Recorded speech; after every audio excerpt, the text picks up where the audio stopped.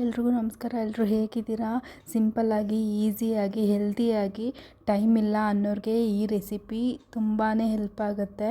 ಮತ್ತು ಇದೆಲ್ಲ ರಾ ಆಗೇ ತಿನ್ನಬೇಕು. ಇಲ್ಲಿ ನಾನು ಒಂದು ಬೌಲ್ಗೆ ಸಣ್ಣದಾಗಿ ಹಚ್ಕೊಂಡಿರೋಂಥ ಮೆಂತ್ಯ ಸೊಪ್ಪನ್ನ ಹಾಕೋತಾ ಇದ್ದೀನಿ. ಮತ್ತು 1 ಬೌಲ್ ಆಗೋಷ್ಟು ಸೌತೆಕಾಯಿ ಮತ್ತು ಅರ್ಧ ಕ್ಯಾರೆಟು ಮತ್ತು 1 ಈರುಳ್ಳಿನ ಹಾಕೋತಾ ಇದ್ದೀನಿ. ಇದನ್ನೆಲ್ಲ ಚೆನ್ನಾಗಿ ಮಿಕ್ಸ್ ಮಾಡ್ಕೊಳ್ಳಿ. ನೀವು ಸೊಪ್ಪನ್ನ ಬೇಕಂದರೆ ಹಾಗೆ ಹಾಕೋಬೋದು, ಇಲ್ಲ ನಮ್ಗೆ ಹಂಗೆ ಬೇಡ ಅಂತ ಅಂದರೆ ಹಚ್ಚಿ ಕೂಡ ಹಾಕೋಬೋದು. ನಾನಿಲ್ಲಿ ಖಾರಕ್ಕೆ ಅಂತ ಹೇಳಿ ಬ್ಲ್ಯಾಕ್ ಪೆಪ್ಪರ್ ಯೂಸ್ ಮಾಡ್ತಾಯಿದ್ದೀನಿ. ಬ್ಲ್ಯಾಕ್ ಪೆಪ್ಪರ್ ಬೇಡ ಅನ್ನೋರು ಚಿಲ್ಲಿ ಫ್ಲೇಕ್ಸ್ನ ಹಾಕೋಬೋದು.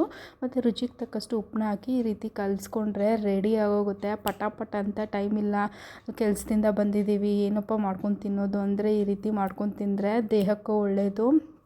ಅಷ್ಟು ಚೆನ್ನಾಗಿರುತ್ತೆ. ಮೆಂತ್ಯ ಸೊಪ್ಪಲ್ಲಿ ಎಷ್ಟೆಲ್ಲ ಉಪಯೋಗ ಇದೆ ಗೊತ್ತಲ್ಲ. ಕ್ಯಾರೆಟು ಮತ್ತು ಸೌತೆಕಾಯಿ, ಈರುಳ್ಳಿ ಎಲ್ಲ ತುಂಬಾ ರುಚಿಯಾಗಿರುತ್ತೆ. ಇದಕ್ಕೆ ಬೆಸ್ಟ್ ಕಾಂಬಿನೇಷನ್ ಅಂದರೆ ರಾಗಿ ರೊಟ್ಟಿ, ಚಪಾತಿ ಮತ್ತು ಅಕ್ಕಿ ರೊಟ್ಟಿ, ಈ ಮೂರಕ್ಕೂ ತುಂಬಾ ಚೆನ್ನಾಗಿರುತ್ತೆ. ಇದನ್ನು ಟೇಸ್ಟ್ ಮಾಡಿದ್ರೆ ನೀವು ಒಂದು ಸಲ ಟ್ರೈ ಮಾಡಿ. ಟೈಮ್ ಇಲ್ಲ ಅಂತ ಅಂದವರು ಈ ರೀತಿ ಮಾಡ್ಕೊಂಡು ತಿಂದರೆ ಒಂದು 5 ಮಿನಿಟ್ಸಲ್ಲೆಲ್ಲ ರೆಡಿಯಾಗಿ ಹೋಗುತ್ತೆ.